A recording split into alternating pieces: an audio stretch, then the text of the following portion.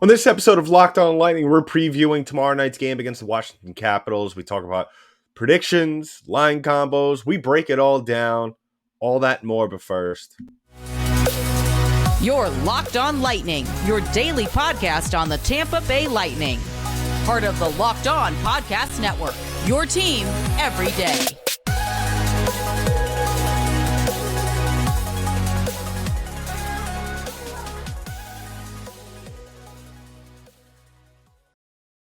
and welcome to another episode of Locked On Lightning, part of the Locked On Podcast Network. I'm your host, Adam Danker. Just want to thank you all for making us your first listen of the day. And if you're watching us on YouTube, thank you for making us your first watch of the day. Don't forget to hit that subscribe button and drop a comment below. Let us know what your predictions are for this upcoming game Friday night against the Washington Capitals. Now, let's break it all down real quick. The Lightning, starting off, have a very, very good opportunity to bounce back. We spoke about it going into the Edmonton game, the previous game in which the Lightning did lose that game. And everything I told all of you what the Lightning should avoid, they did, and we all know how that ended. But in this game, the Lightning have the upper hand once again. They are going into this game a little bit more rested than Washington is. Washington played Wednesday night, losing to the Pittsburgh Penguins, and Lightning are coming off 2 days rest. So, I mean, I don't know how much difference at this point in the season 2 days off will mean to the overall outcome, but nonetheless, it's an advantage that the Lightning will have.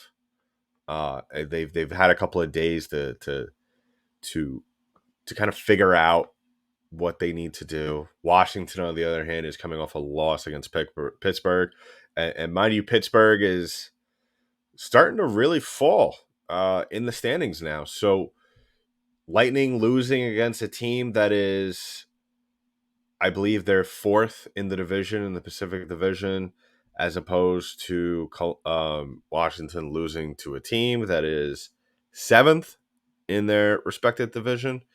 So, a little bit of I guess a drop off in weight class, I guess, for the Lightning, where Washington is going up against a statistically better team. So looking at the stats right away, just these teams, well, the stats overall. So Kucherov comes to this game as the points leader for the Lightning. No surprise there. And then you got Ovechkin on the other side of that.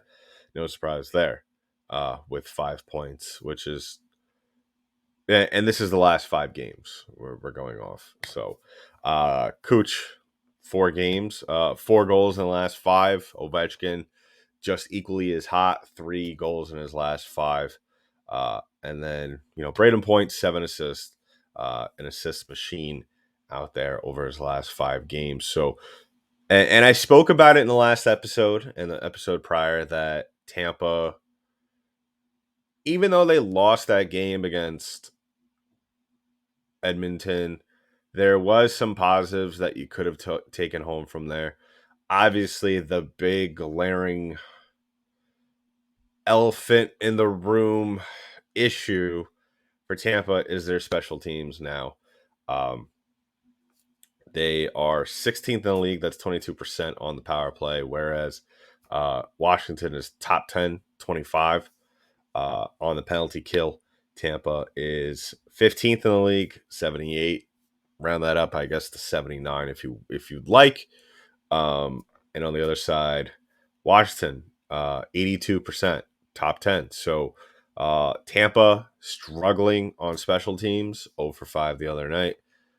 Going into, well, not 0 for 5 the other night, but have had their 0 for 5 nights, and their nights where they just haven't been able to show up.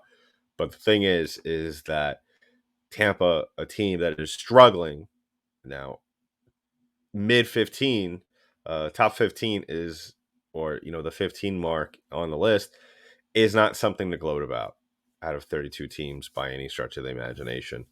Um, Going up against a team who is statistically good on special teams.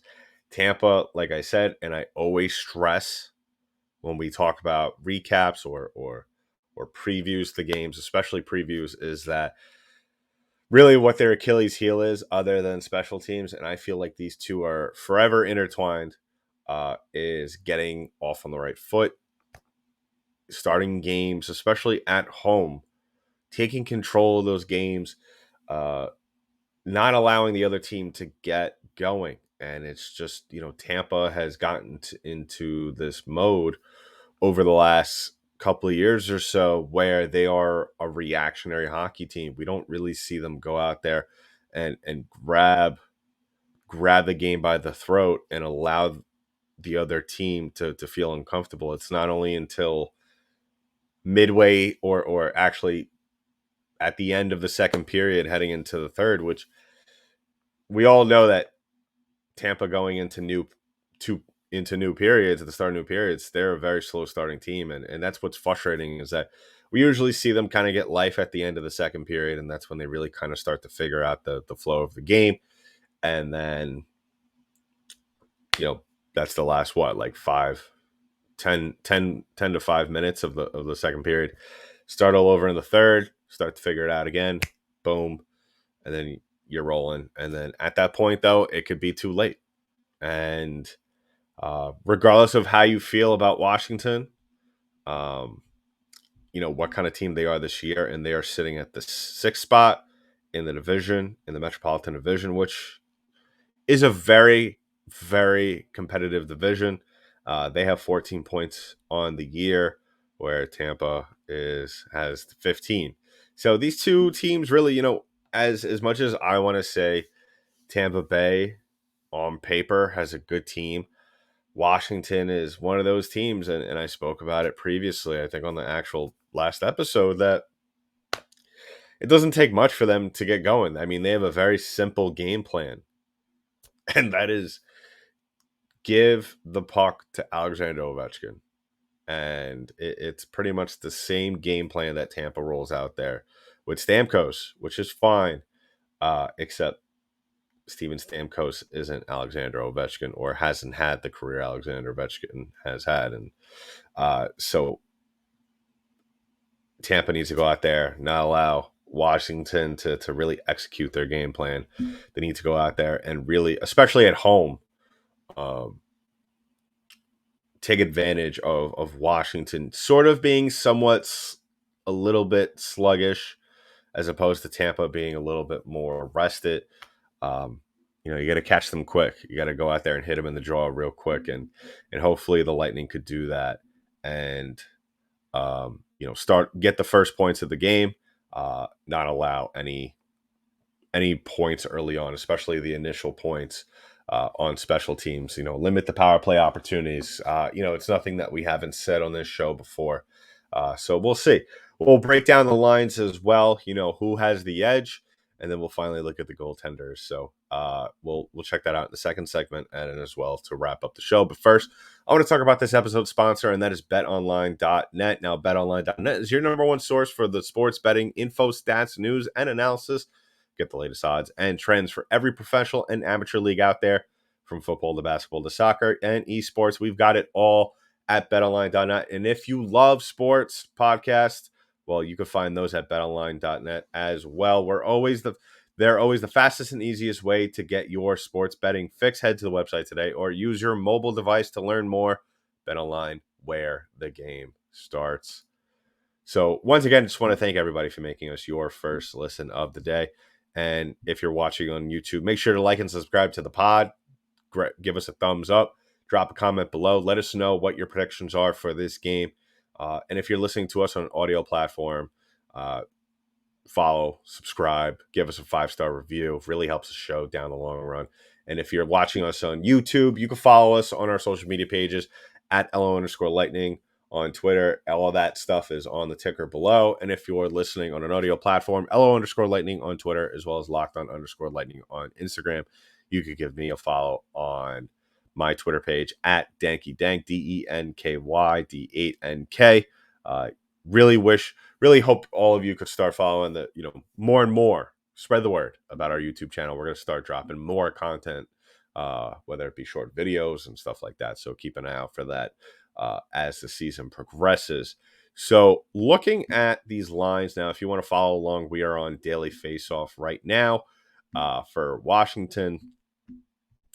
If it'll let me scroll, there we go. So we got Ovechkin, Kuznetsov, and Connor Sherry. Pretty solid first line. I would say equal, if not less, to what Tampa has on their first line with Hagel, Point, and Cooch. Pretty even keeled. I think, I think Kuznetsov, if he's rolling on all cylinders on any given night, he's one of the best centermen in the league. And I know that's a crazy thought, but he proved it during the year they won the Stanley Cup. What was that, like 4 years ago? I thought he was a very talented player, and with injury, I think he's been injured a couple of times here and there.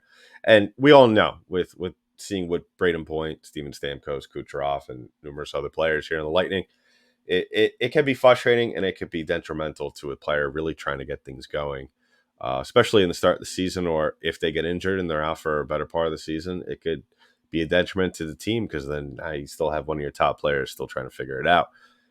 Looking at that second line, Sonny Milano, Dylan Strome, and Marcus Johansson, pretty solid second line as well. I mean, I look at this Capitals team, and I'm looking at the names right now: Anthony Manta, Lars Eller, Nicholas Aube Kubel. Their first three lines are pretty solid. I mean, I wouldn't have pegged them to be this low in the division now, which makes me think. Now, I'm not even looking at their. I'm going to go to their standings right now, but that tells me that their goal differential must be terrible. And yep, what do you know? Because those names, you have the scoring there. They've scored 41 goals this year, but their goal differential, which leads me to believe if they're in the fourth, they're in the sixth in the Metropolitan Division. That leads me to believe, even with those names on paper, that the goaltending hasn't really been as solid as it should be. And if we're looking at the game recap, so they got Darcy Kemper and Lindgren.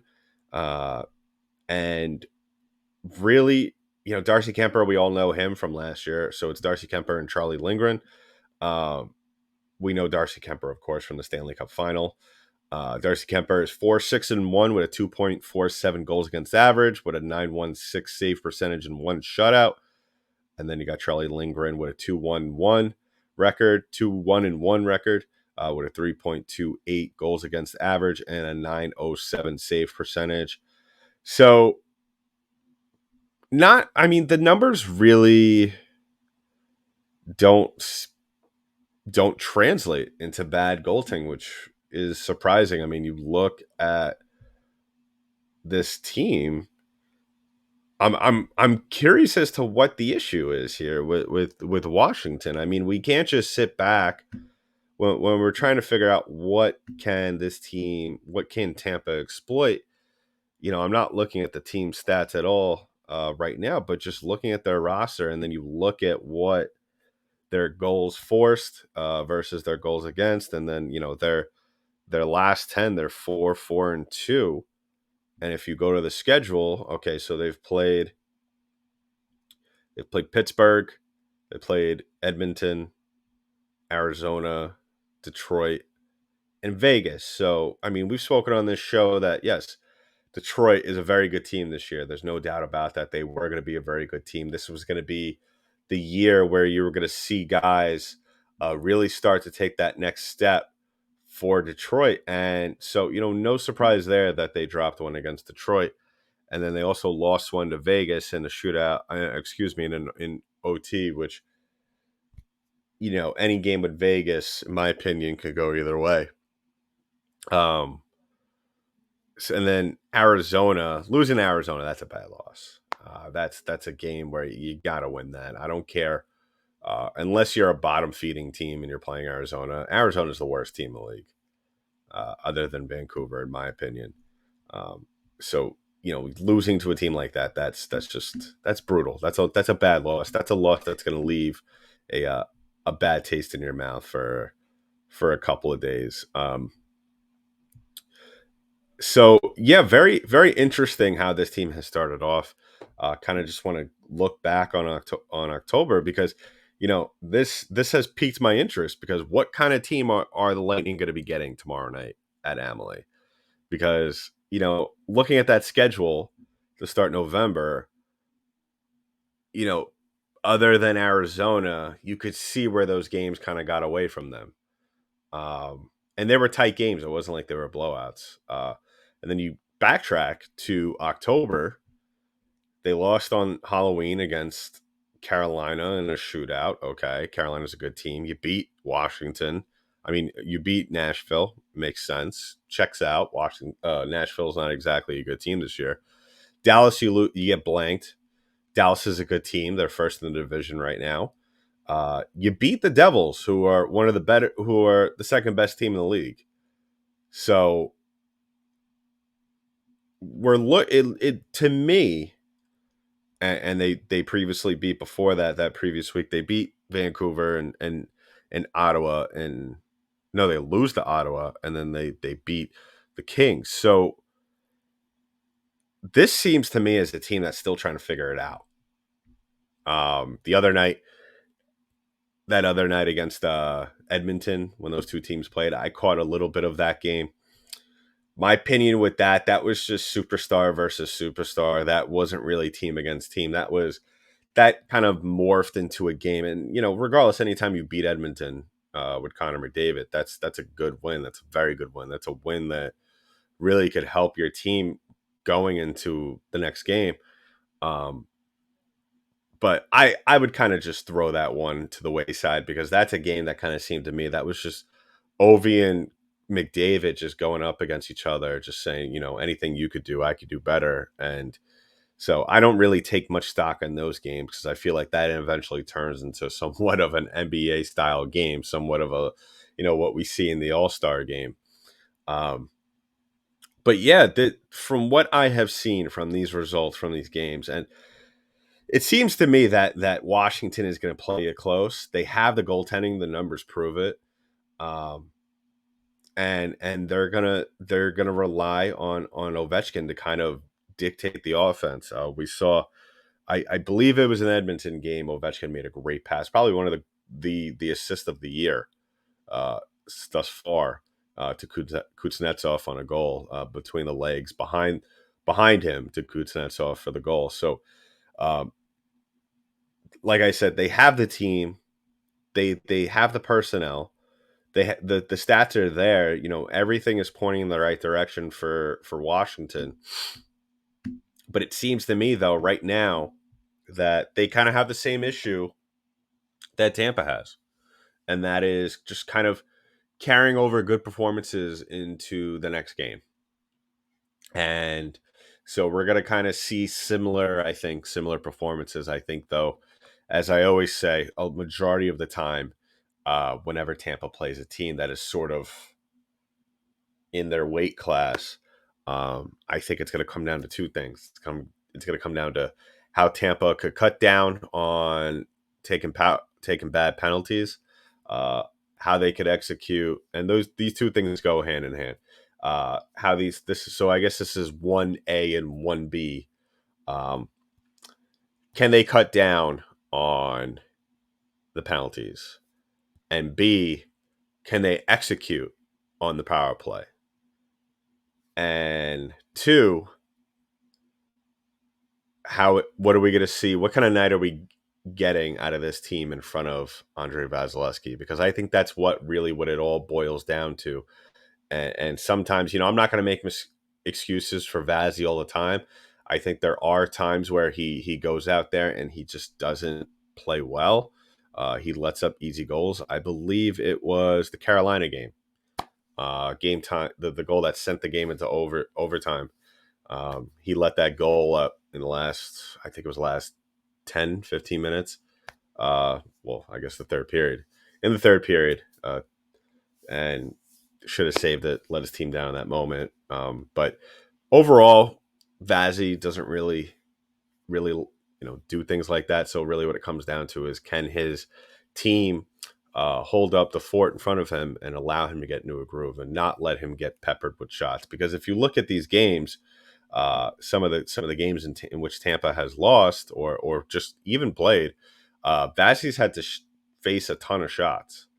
I believe in his previous game, if I'm not mistaken, Vasilevsky faced 55 shots. So, and that was, I believe that was the Buffalo game, if I'm not mistaken, where that was the case. But what I'm trying to say is that, as good as, or not as good as maybe Washington is right now at this point in time, ultimately the result of this game will boil down to, can Tampa Bay not shoot themselves in the foot and be able to build upon their performance early on and carry that throughout the 60 minutes in this game. So wrapping things up, yeah, I'm predicting 3-2 Lightning win. I think Ovechkin beats Vasilevsky once. I think we'll get another goal from maybe somebody somewhat unlikely from this Washington team. If I had to guess, I'll put my money on Anthony Manta. See goals from, I'm going to say, Stamkos. I feel like he's due. We'll see another goal from Cooch, and then I'm gonna pick probably, I'm going to say Hedman. I'm going to say Hedman. He hasn't scored in a while. That's also wishful thinking from me. Really like to continuously see this defensive core be offensively involved. I really like how these guys have been playing over the course of the season thus far. And what the good thing is, though, is I could say, as frustrating as some of the struggles has Tampa been, and as much as I've criticized their play at times, they are improving. If the Lightning could just cut down on the cross-ice passes, because at this point in time, especially on special teams, it's not fooling anybody. If they could just set up, allow players to create space for themselves, namely Braden Point and Nikita Kucherov, allow allow your quarterbacks and Mikhail Sergachev and Victor Hedman go out there and be able to sling the puck around, really dictate things. Those chances with Stamkos will be there. Those chances with Kucherov on the other side will be there. Even those chances in the middle of the ice for Point will be there. So it's all about being patient, uh, but yet also being aggressive when need to be, as well as on the back end of that, not allowing the other team to just pepper Vazzy with shots all night and really try and obstruct the shooting lanes as well as the passing lanes. So we'll be back tomorrow to discuss more about that. So once again, please go ahead and like and subscribe to the podcast. Let us know what you want this team to change. What do you think how this game's going to end? And once again, go ahead and follow us on all our social media pages as well. LO_lightning on Twitter, as well as locked_lightning on Instagram, Danky Dank on Twitter, and subscribe to the podcast on YouTube. Hit a thumbs up. So that'll be it for this episode of Locked On Lightning, part of the Locked On Podcast Network. I'm your host, Adam Danker. I'll talk to you in the next one.